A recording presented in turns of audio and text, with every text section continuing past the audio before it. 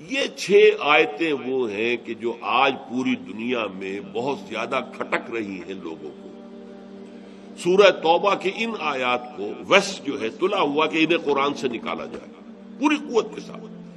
جہاں تک جو نصاب میں اگر کہیں آ گئی ہے تو ان کو تو نکلوا دیا انہوں نے، کیونکہ اس میں بظاہر ایسا محسوس ہوتا ہے کہ مسلمانوں کو ہمیشہ کے لیے یہ حکم دے دیا گیا کہ کافروں کا مشرکوں کا قتل عام کرو، حالانکہ یہ بات غلط ہے۔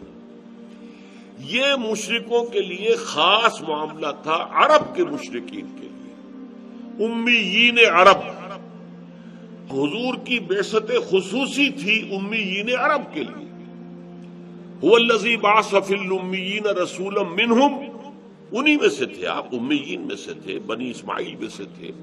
تو آپ کی اصل بعثت، پرائمری بعثت جو ہے وہ بنی اسماعیل کی طرف تھی، البتہ آپ کی بعثت عمومی پوری دنیا کی طرف تھی۔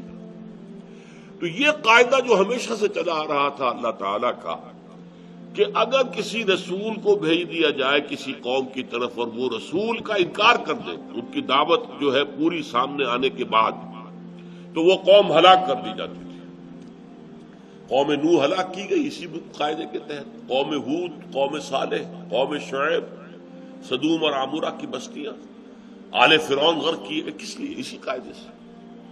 تو حضور صلی اللہ علیہ وسلم کی چونکہ بعثت خصوصی تھی الی اہل العرب، مشرکین عرب، لہذا ان کے بارے میں قانون یہ تھا کہ اب اگر یہ ایمان نہیں لائیں گے تو یا تو اللہ تعالیٰ کسی اور عذاب کے ذریعے سے انہیں ختم کرتا، یا دوسری شکل یہ کی گئی کہ اہل ایمان سے کہہ دیا گیا کہ انہیں 4 مہینے کی مہلت دے دو، اس 4 مہینے کی مہلت کے اندر ایمان لے آئے تو جان بخشی ہے، ورنہ 4 مہینے ختم ہوں گے تو پھر ان کو قتل عام کرو، جہاں چاہو جہاں پاؤ قتل عام کرو۔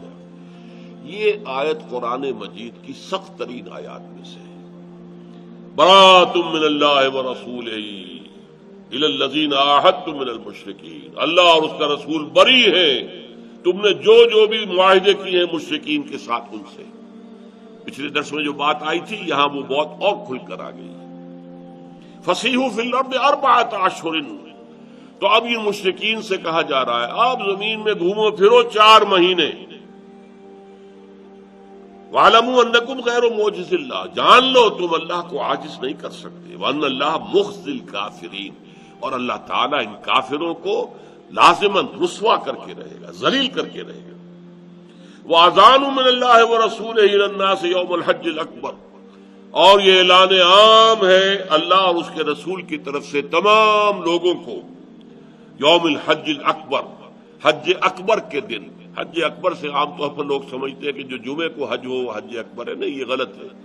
قرآن کی روح سے جو حج اکبر ہے وہ حج ہے، حج اصغر جو ہے وہ عمرہ ہے، عمرے کو حج اصغر کہتے تھے، حج اکبر جو ہے وہ حج ہے۔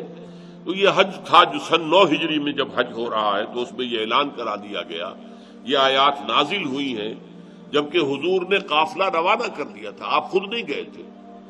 حضرت ابو بکر کی قیادت اور عبارت میں قافلہ حج روانہ ہو چکا، جب قافلہ جا چکا یہ 6 آیتیں نازل ہو گئی۔ پھر حضور نے حضرت علی کو بھیجا، جاؤ علی، اور جا کر وہ اعلان عام کر دو، یہ جب مکے کے اندر جب وہاں حج کے موقع پر تمام عرب کے لوگ جمع ہوں گے یہ اعلان عام کر دو، میری طرف سے تم اعلان کرو۔ حضرت علی جو ہے منزل بر منزل تیزی کے ساتھ دوڑتے ہوئے آگے، ابھی راستے ہی میں تھا قافلہ، پہنچ گئے۔ حضرت ابو بکر نے ان کو دیکھا تو دیکھتے ایک سوال کیا، ذرا نوٹ کیجئے کس قدر وہاں نظم اور ڈسپلن کی بات ہوتی تھی۔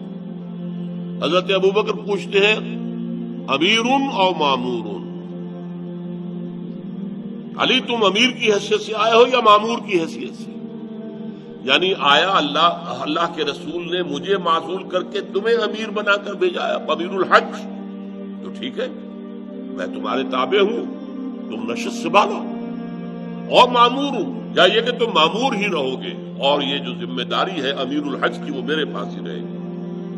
حضرت علی کہتے مامور ہوں، میں مامور بنا کر بھیجا گیا ہوں، امیر بنا کر نہیں۔ لیکن چونکہ اہل عرب کا اصول یہ تھا کہ کسی بڑے شخص کی طرف سے کوئی اعلان عام ہو تو اس کا قریبی عزیز ہی کر سکتا ہے، لہذا وہ حج کے مجمع میں یہ آیات جو ہے یہ پڑھ کر سنائی ہے حضرت علی نے رضی اللہ تعالیٰ عنہ۔ وَأَذَانٌ مِّنَ اللَّهِ وَرَسُولِهِ إِلَى النَّاسِ يَوْمَ الْحَجِّ الْأَكْبَرِ أَنَّ اللَّهَ بَرِيءٌ مِّنَ الْمُشْرِكِينَ، اللہ تمام مشرکوں سے بری ہے، اللہ کا کوئی عہد کوئی معاہدہ نہیں، وَرَسُولُهُ اور اس کے رسول بھی، فَإِن تُبْتُمْ فَهُوَ خَيْرٌ لَكُمْ، اب اگر تم باز آ جاؤ، توبہ کر لو، ایمان لے آؤ تو تمہارے لیے خیر اسی میں ہے، وَإِن تَوَلَّيْتُمْ اور اگر تم منہ موڑو گے، فَاعْلَمُوا أَنَّكُمْ غَيْرُ مُعْجِزِ اللَّهِ تو جان لو تم اللہ کو عاجز نہیں کر سکتے، وَبَشِّرِ الَّذِينَ كَفَرُوا بِعَذَابٍ أَلِيمٍ اور اے نبی ان لوگوں کو جنہوں نے کفر کی روش اختیار کی ہے دردناک عذاب کی خوشخبری دے دی ہے، إِلَّا الَّذِينَ عَاهَدتُّم مِّنَ الْمُشْرِكِينَ ثُمَّ لَمْ يَنقُصُوكُمْ شَيْئًا وَلَمْ يُظَاهِرُوا عَلَيْكُمْ أَحَدًا فَأَتِمُّوا إِلَيْهِمْ عَهْدَهُمْ إِلَىٰ مُدَّتِهِمْ، سوائے ان کے جن سے مشرکین میں سے تم نے عہد کیا تھا، پھر انہوں نے کوئی کمی نہیں کی ہے تمہارے عہد میں، اور نہ تمہارے خلاف کسی کی مدد کی ہے، کسی اور کا ساتھ دیا ہے، تو پوری کر دو ان کی مدت عہد ان کے لیے، اگر وہ 5 سال کا ہے تو ٹھیک ہے، 2 سال کا ہے تو ٹھیک ہے، جس کے ساتھ معاہدہ ہے موقت وقت کا تعین ہے اور انہوں نے کوئی خلاف ورزی نہیں کی ہے تو وہ معاہدہ پورا کیا جائے گا۔ ان اللہ یحب المتقین، اللہ تعالیٰ متقیوں کو پسند کرتا ہے۔ بہرحال جن کے ساتھ غیر موقت تھا وہ 4 مہینے دے دیے گئے، یہ نہ ہو کہ اچانک کہہ دیں کہ ہمارا سارا معاملہ تم نے تلپٹ کر دیا، 4 months 4 مہینے کی مہلت ہے۔ لیکن اس کے بعد جو یہ سخت ترین آیت ہے قرآن کی جس پر کہ خون کھولتا ہے پوری دنیا کا، فَإِذَا انْسَلَخَ الْأَشْهُرُ الْحُرُمُ، جب یہ اشہر حرم ختم ہو جائیں گے، یعنی یہ 4 مہینے جو مہلت دی گئی ہے، فَاقْتُلُوا الْمُشْرِكِينَ حَيْثُ وَجَدتُّمُوهُمْ، تو قتل کرو ان مشرکوں کو جہاں بھی تم پاؤ، وَخُذُوهُمْ انہیں پکڑو، وَاحْصُرُوهُمْ ان کا گھیراؤ کرو، وَاقْعُدُوا لَهُمْ اور ان کے لیے بیٹھو، كُلَّ مَرْصَدٍ ہر جگہ گھات لگا کر بیٹھو انہیں پکڑ کر مارنے کے لیے، فَإِن تَابُوا پھر اگر وہ توبہ کرے، وَأَقَامُوا الصَّلَاةَ نماز قائم کرے، وَآتَوُا الزَّكَاةَ اور زکوٰۃ ادا کرے، فَخَلُّوا سَبِيلَهُمْ تو پھر ان کا راستہ چھوڑ دو، پھر وہ تمہارے ساتھ مسلمان ہے، برابر کے شریک ہے، اسلامی ریاست کے شہری ہے۔ ان اللہ غفور رحیم، اللہ تعالیٰ غفور و رحیم ہے۔ وَإِنْ أَحَدٌ مِّنَ الْمُشْرِكِينَ اسْتَجَارَكَ اور اے نبی اگر مشرکین میں سے کوئی شخص تمہارا پڑوس چاہے، تمہارے پاس آنا چاہے، فَأَجِرْهُ تو آپ اسے امن دیجئے، پناہ دیجئے، حتیٰ یسمع کلام اللہ یہاں تک کہ وہ اللہ کا کلام سن لے۔ یعنی جب یہ وارننگ دے دی گئی تو ظاہر بات ہے بہت سے لوگ ابھی تک انہوں نے پرواہ نہیں کی ہوگی کہ سوچیں محمد کیا کہہ رہے ہیں کیا نہیں کہہ رہے، لیکن جب اب یہ چیلنج آ گیا، now you have only 4 months to decide this way اور دیٹ وے، تو اب ان میں سے کچھ لوگ چاہیں گے کہ آ کے سمجھے تو صحیح بات کیا ہے، آپ کیا بات بنوانا چاہتے ہیں، آپ کا دین کیا ہے۔ تو فرمایا اے نبی وَإِنْ أَحَدٌ مِّنَ الْمُشْرِكِينَ اسْتَجَارَكَ فَأَجِرْهُ اگر مشرکین میں سے کوئی شخص آپ کی پناہ طلب کرے، فاجر ہو تو اسے پناہ دیجیے، حتیٰ یسمع کلام اللہ یہاں تک کہ اللہ کا کلام سن لے، قرآن مجید سنے سمجھے دعوت کیا ہے۔ ثم ابلغہ مأمنہ پھر اسے اس کی امن کی جگہ تک پہنچا دو، یہ نہیں کہ کہو بس سن لیا تم نے اب طے کرو، نہیں مان لاتے تو ابھی گردن اڑاتے، نہیں، پھر اسے اس کی امن کی جگہ پہنچا دو۔ جس قبیلے سے وہ چل کر آیا تھا آپ نے امان دی، آپ کے پاس ٹھہرا، آپ نے دین کی دعوت پیش کر دی، اب اسے فیصلہ کرنے کے اندر آزاد چھوڑ دو اور اسے واپس جانے دو، ابلغہ مأمنہ اور اسے اپنے امن کی جگہ تک پہنچا دو۔ ذالک بأنہم قوم لا یعلمون یہ اس لیے کہ یہ لوگ جانتے نہیں ہیں، ان کے ساتھ یہ رعایت کیجیے۔ یہ آیات ہے قرآن مجید کی سخت ترین آیات، اور ان سورہ توبہ کی کے آغاز میں آیت بسم اللہ نہیں ہے۔ 114 صورتوں میں سے صرف ایک صورت یہ ہے جو مصحف کے اندر آپ کو لکھی ملے گی، اس میں آیت بسم اللہ شروع میں نہیں ہے۔ اس میں بہت سی آراء ہے، اس لیے کہ اس کے بارے میں حضرت علی کا قول یہ ہے کہ یہ صورت تو تلوار ہاتھ میں لے کر نازل ہوئی ہے، اس میں اللہ تعالیٰ کے رحمان اور رحیم کے نام جو ہے اس کی بجائے اس مناسبت جو ہے اللہ کا انتقام، اللہ کا غضب جو ہے وہ چونکہ نمایاں ہے اس لیے اس صورت سے پہلے آیت بسم اللہ نہیں لکھی جاتی. لیکن پھر وہی بات نوٹ کر لیجئے، یہ ایک خاص حالات کے اندر یہ آیت تھی، یہ مستقل نہیں ہے، دائمی نہیں ہے، ہمیشہ کے لیے نہیں. اس کی اپلیکیشن حضور کی حیات طیبہ ہی میں تھی اور ختم ہو چکی. اس کے بعد ہمیشہ کا قاعدہ یہ ہے کہ مسلمان اگر طاقت میں ہیں اور وہ جاتے ہیں کسی ملک میں اور حملہ کرتے ہیں تو وہ 3 آفرز دیں گے. اگر تم ایمان لے آؤ ہمارے بھائی ہو، برابر کے ہو. ہم یہ بھی نہیں کہیں گے ہم سینئر ہیں تم جونیئر ہو، نہیں، یو آر ایکول ٹو اس. اخوانکم فی الدین، وہ تمہارے بھائی ہیں، برابر کے. اور اس کے لیے علامت کیا ہے؟ ایمان، نماز اور زکوٰۃ، 3 چیزیں کم سے کم. اچھا اگر یہ تمہیں منظور نہیں تو تم نیچے ہو کر رہو اور جزیہ دو. بالا دست جو ہے، بالا تر نظام اللہ کے دین کا ہوگا. یؤتوا الجزیۃ عن ید وہم صاغرون.